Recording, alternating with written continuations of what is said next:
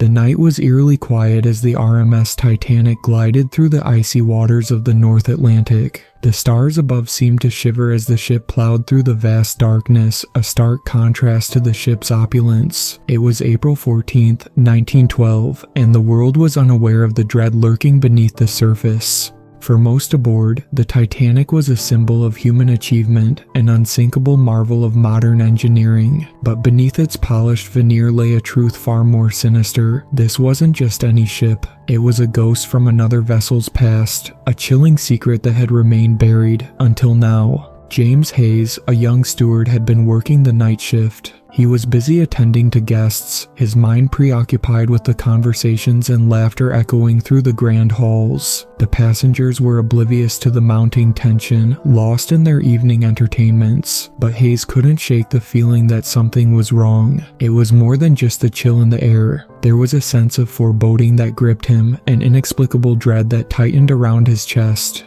The Titanic was supposed to be unsinkable, but Hayes had overheard whispers from the crew, tales of old repairs and strange occurrences. He dismissed them as mere superstitions until the night grew colder and a shadow fell over the ship. The hour was late when Hayes was summoned to the ship's lower decks. A note had been slipped under his door, written in a hurried scrawl. It simply read, "Meet me in the boiler room. Something's terribly wrong."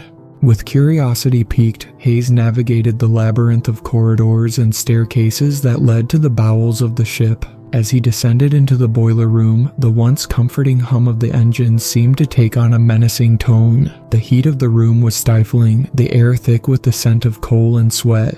In the dim light of the room, Hayes saw a figure standing near the large machinery. It was Mr. Thompson, a senior engineer who had a reputation for being somewhat eccentric. His face was pale, his eyes wide with a mix of fear and resignation. "What's going on, Mr. Thompson?" Hayes asked, trying to keep his voice steady. Thompson turned slowly, his expression grave. "It's not what it seems, James. This ship. It's not the Titanic."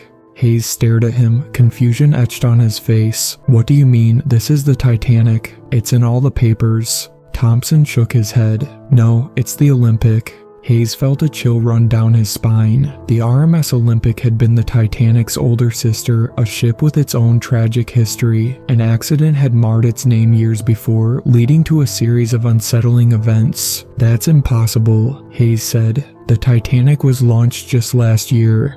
Thompson looked around, as if afraid the walls might listen. The Olympic was damaged in a collision, and it was taken out of service. But then, something happened. They didn't just repair it, they did something far worse. Before Hayes could respond, the lights flickered and then went out, plunging the boiler room into darkness. The only sound was the distant thrum of the engines and the rushing of water outside. Hayes fumbled for a flashlight and managed to get it working, its beam cutting through the darkness. "Thompson," Hayes called out. There was no response. The flashlight's beam fell upon a strange sight. The machinery seemed to be moving on its own, the gears and pistons working in a disjointed rhythm. Hayes took a step closer, his heart pounding. The sound of metal grinding against metal filled the room. A low moan echoed through the chamber, sending shivers down Hayes' spine. He turned and saw a shadow moving against the wall, a form that seemed to waver and shift. "Who's there?" Hayes demanded, his voice trembling. The shadow coalesced into a figure, a man clad in tattered clothes, his face obscured by darkness. Hayes took a step back, but the figure advanced, its presence somehow both unsettling and familiar. "Help me," the figure rasped. "I'm trapped." Hayes' mind raced. The figure's voice was hauntingly similar to that of a crew member who had vanished years ago. He tried to speak, but his throat was dry, his words caught in the grip of fear. The figure's hand reached out, and as it came closer, Hayes saw the emblem on the sleeve, an emblem that belonged to the Olympic, not the Titanic. His blood ran cold. Suddenly, a loud crash echoed through the boiler room. The lights flickered back on, and the figure was gone. Thompson was nowhere to be seen. Hayes was left alone, the oppressive silence of the room pressing down on him. He stumbled back towards the staircase, the weight of what he had seen heavy on his shoulders. The Titanic, or whatever it was more than just a ship. It was a vessel with a dark secret, and the whispers of its haunted past were coming back to claim the souls aboard. As he ascended, Hayes glanced back one last time. The machinery had returned to its usual state, but the unsettling feeling remained. Whatever truth lay hidden beneath the ship's grandeur was far more terrifying than he could have imagined, and it was only just beginning to surface. The following morning, the Titanic continued its voyage through the frigid waters of the Atlantic, its passengers blissfully unaware of the horrors unfolding in the bowels of the ship. James Hayes, however, could not shake the memory of the eerie encounter in the boiler room. The feeling of dread had only grown stronger, gnawing at him like a persistent chill. Hayes tried to act normal, performing his duties with a forced composure. He moved through the bustling decks, pretending to be just another steward in a ship that was, in every visible aspect, perfectly splendid. Yet, the more he tried to fit in, the more out of place he felt. He noticed odd things, whispers in the corridors, fleeting shadows at the edge of his vision, and a cold draft that seemed to follow him wherever he went. It was during the afternoon when he was called to the ship's library to deliver a message. The library was a quiet sanctuary, its walls lined with books and its large windows offering a view of the vast, empty sea. As Hayes approached, he saw that he was not alone. A woman, elegantly dressed, was seated by the window, her gaze fixed on the horizon. She looked up as Hayes entered. Her eyes were a striking shade of blue, sharp and filled with an unsettling intensity. Hayes had seen her before, but he couldn't place where. She introduced herself as Miss Eleanor Whitmore, a wealthy passenger with a keen interest in the ship's history. "I've heard rumors about this vessel," she began, her voice smooth, but carrying a tone of apprehension. "Strange things, occurrences that don't quite fit." Hayes stiffened. "What have you heard?" Miss Whitmore leaned closer, lowering her voice. "There are stories about the ship being a different vessel entirely, something about the Olympic." Hayes's heart skipped a beat. "Yes, I've heard whispers too, but I don't know what to believe." Miss Whitmore's eyes narrowed. "I've done my own research. There were strange things happening with the Olympic before it was taken out of service. Some say it was cursed. Others believe it was part of a more sinister plot." Hayes felt a shiver run down his spine. "What sort of plot?" "I don't know all the details," Miss Whitmore said, "but I've come across accounts of people who claim to have seen things, strange phenomena, disappearing crew members, and a general sense of unease. The rumors suggest that something was transferred from the Olympic to the Titanic." Hayes stared at her, the implications of her words sinking in. "And what does that mean for us?" Miss Whitmore's expression grew grim. "If the Titanic is indeed the Olympic, then it means we're sailing with something that was meant to be left behind. Something dark and dangerous." Before Hayes could respond, a loud crash echoed from above. Both he and Miss Whitmore exchanged worried glances, and Hayes quickly made his way to the library door. He opened it to find a commotion in the corridor. A group of passengers and crew members had gathered around something on the floor. As Hayes approached, he saw that it was a large, ornate mirror shattered into pieces. The glass was scattered across the floor, reflecting fragmented images of the people standing around it. Hayes's breath caught as he noticed something peculiar. The broken shards seemed to twist and contort, creating grotesque, nightmarish reflections. A man in a dark suit was kneeling beside the debris, his face pale and drawn. He looked up at Hayes with wide eyes, his voice trembling. "I was just walking past when the mirror fell. It seemed to shatter on its own." Hayes helped clear the debris and tried to calm the crowd. As he worked, he noticed something strange in the shattered glass, a fleeting glimpse of a shadowy figure moving behind him, vanishing as soon as he turned around. When the crowd finally dispersed, Hayes returned to the library to find Miss Whitmore waiting. Her expression was more serious than before. "There's something happening on this ship," she said, her voice urgent. "Something beyond our understanding. I believe it's connected to the strange occurrences." Hayes nodded, his mind racing. "I need to find out more. Maybe there's something in the ship's records or logs that could shed light on what's happening." Miss Whitmore agreed. "I'll help you. We need to be cautious though. Whatever is affecting the ship, it's not something we want to confront unprepared." The two of them spent the evening scouring through the ship's records. They found detailed logs of the Titanic's construction and operational history, but nothing seemed out of place. It wasn't until they stumbled upon a small, hidden compartment in the captain's quarters that things took a darker turn. Inside the compartment were old documents and photographs, many of them faded and yellowed with age. Among them was a photograph of the RMS Olympic, taken before its collision. Hayes's blood ran cold as he noticed something unusual in the photo, a dark, ominous shape that seemed to be moving in the background, obscured by the shadows. Miss Whitmore's eyes widened as she examined the photograph. This could be what's haunting the ship. Whatever was on the Olympic might have transferred to the Titanic. Hayes's mind raced with the implications. We need to figure out what this shape is and what it means. There must be more records, something that can tell us what happened. As the night wore on, they continued their search, but their efforts were interrupted by a sudden, violent shaking of the ship.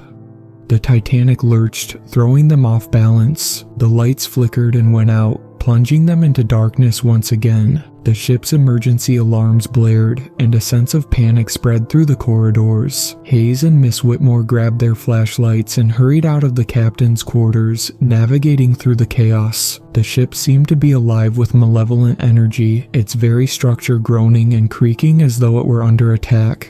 They made their way to the main deck, where the passengers were being gathered and directed to lifeboats. The night air was frigid, the sea a dark, roiling mass beneath them. Hayes could see the panic in the passengers' eyes, their fear palpable. "What's happening?" Miss Whitmore shouted over the noise. "I don't know," Hayes replied, his voice barely audible, "but it's like the ship itself is reacting to something." As they looked out over the railing, Hayes saw something that made his blood run cold. A shadowy figure on the water's surface, its form writhing and shifting in the moonlight. It was as if the darkness of the sea had come alive, reaching out with ghostly tendrils. The Titanic continued to shake violently, and the crew struggled to maintain control. Hayes and Miss Whitmore realized that the situation was far more dire than they had imagined. Whatever was haunting the ship was no longer content to remain hidden. As they were ushered toward a lifeboat, Hayes glanced back at the Titanic, its grandeur now marred by the chaos and darkness. The truth was out there, buried in the ship's past and its very essence. And as the lifeboat was lowered into the icy waters, Hayes knew that the nightmare was far from over.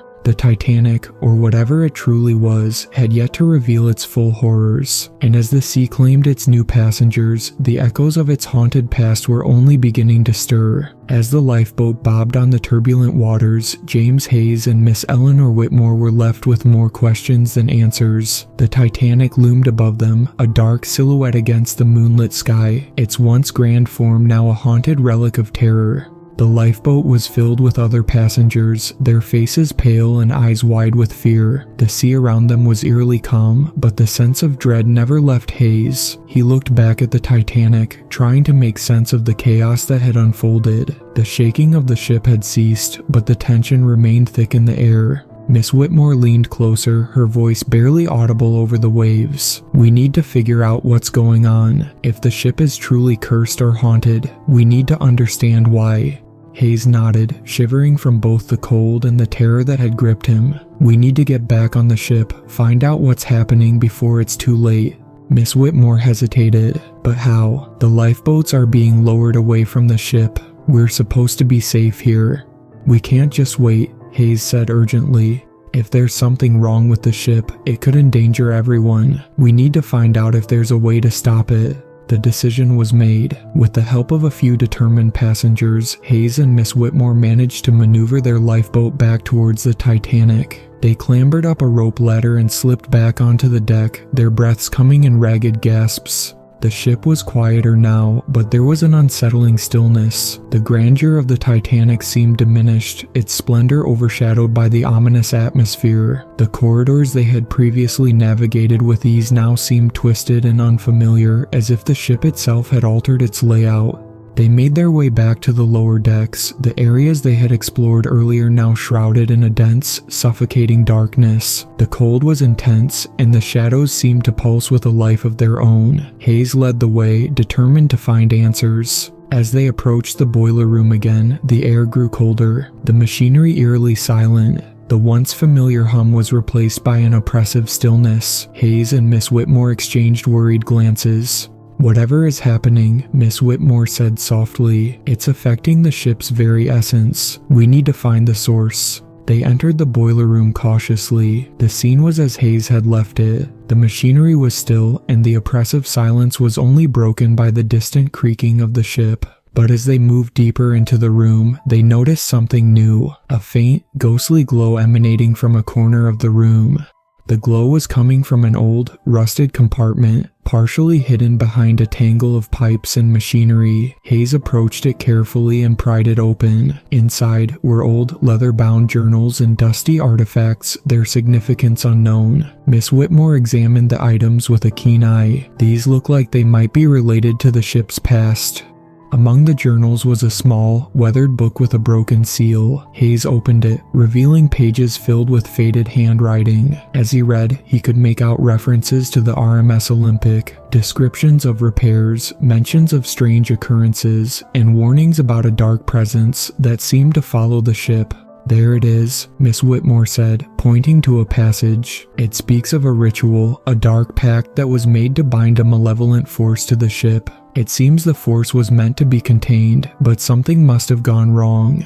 Hayes' mind raced as he absorbed the information. If this dark presence was bound to the Olympic, and the Titanic was somehow connected, then it means the ship itself is being manipulated by something beyond our control. As they continued to read, a sudden jolt rocked the ship. Hayes and Miss Whitmore were thrown to the floor, and the lights flickered violently.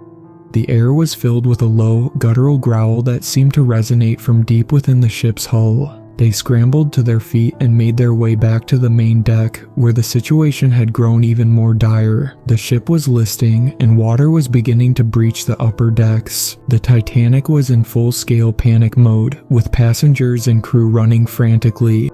Hayes and Miss Whitmore fought their way through the chaos, heading for the ship's bridge. They needed to understand what was causing the ship to react so violently. The bridge was a scene of utter confusion. The crew was struggling to maintain control, their faces pale with fear. Captain Smith was at the helm, his hands trembling as he tried to steady the ship. He looked up, his eyes haunted. "We're losing control. The ship, it's reacting to something below." Miss Whitmore stepped forward, holding out the journal. "Captain, we believe there's something on board that's causing this. A dark force that was bound to the Olympic." Captain Smith's face went white.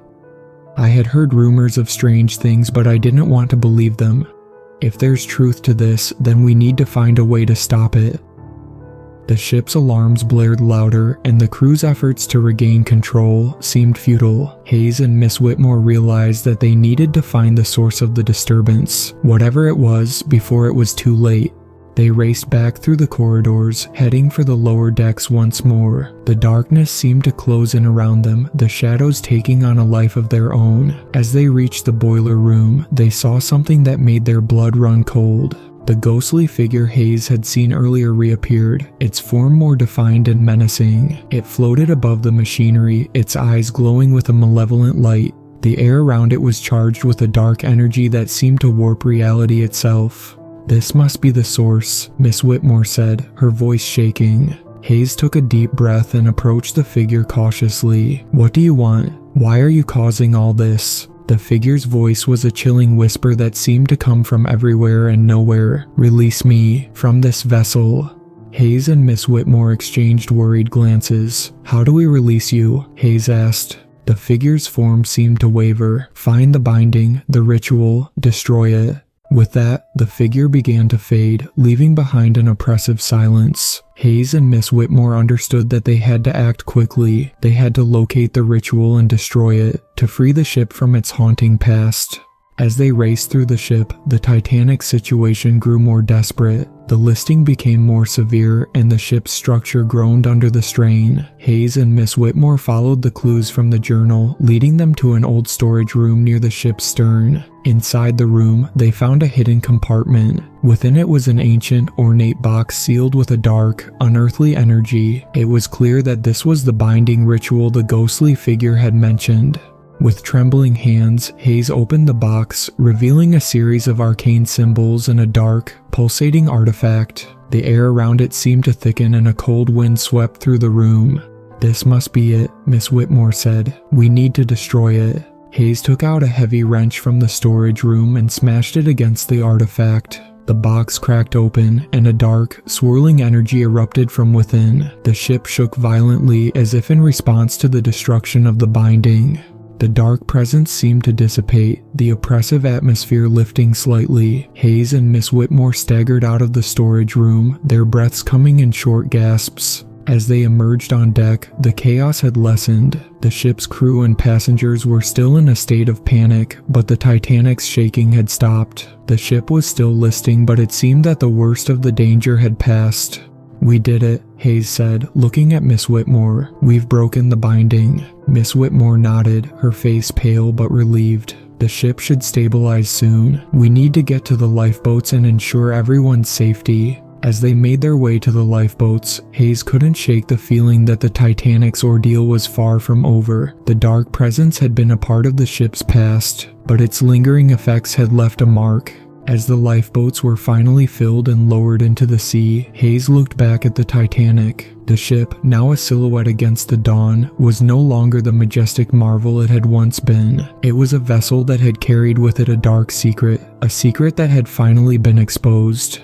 The Titanic had survived the night, but the echoes of its haunted past would never be forgotten, and as Hayes and the others were rescued, they knew that the story of the ship's dark legacy was far from over. As the lifeboats were finally filled and lowered into the sea, the Titanic's crew and passengers were left with a sense of relief mingled with lingering unease. The immediate danger had passed, but the ship's dark legacy was now a part of their collective memory. James Hayes and Miss Eleanor Whitmore found themselves on a lifeboat alongside other survivors, drifting away from the now crippled Titanic. The once proud ship was a shadow in the distance, its grandeur marred by the chaos and despair that had unfolded. The dawn began to break, casting a pale light over the turbulent sea. The survivors clung to hope as rescue ships approached, their forms emerging from the fog like distant beacons of salvation. Hayes and Miss Whitmore tried to comfort those around them, offering reassurances and taking stock of the situation.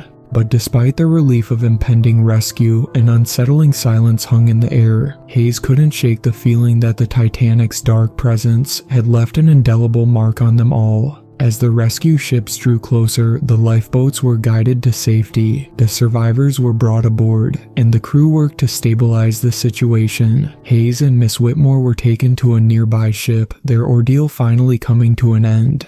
In the calm after the storm, Hayes and Miss Whitmore were debriefed by authorities. They shared their accounts of the haunting, the dark presence, and the ritual they had destroyed. Their testimony was met with a mix of skepticism and concern, but the evidence was undeniable. The Titanic's story had become intertwined with that of the Olympics' tragic past, and the dark forces that had once been bound were now part of the ship's legacy. As the days passed and the survivors began to recover, Hayes and Miss Whitmore found themselves haunted by the memories of their ordeal. The Titanic, once a symbol of human achievement, had become a monument to the shadows lurking beneath the surface. One evening, as Hayes stood on the deck of the rescue ship, gazing out at the vast expanse of the sea, Miss Whitmore joined him.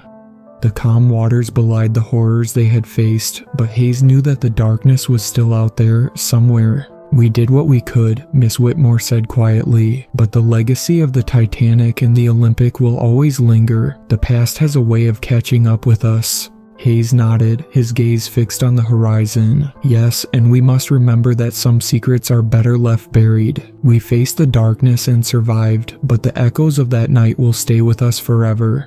As the sun set and the first stars appeared in the sky, Hayes and Miss Whitmore reflected on the events that had unfolded. The Titanic's tragic voyage had come to an end, but the shadows of its past had left a mark on their souls. The survivors were eventually brought to safety, their stories becoming part of the Titanic's haunting legacy. The ship that had once represented the pinnacle of human achievement had now become a cautionary tale, a reminder that some forces are beyond human understanding and control.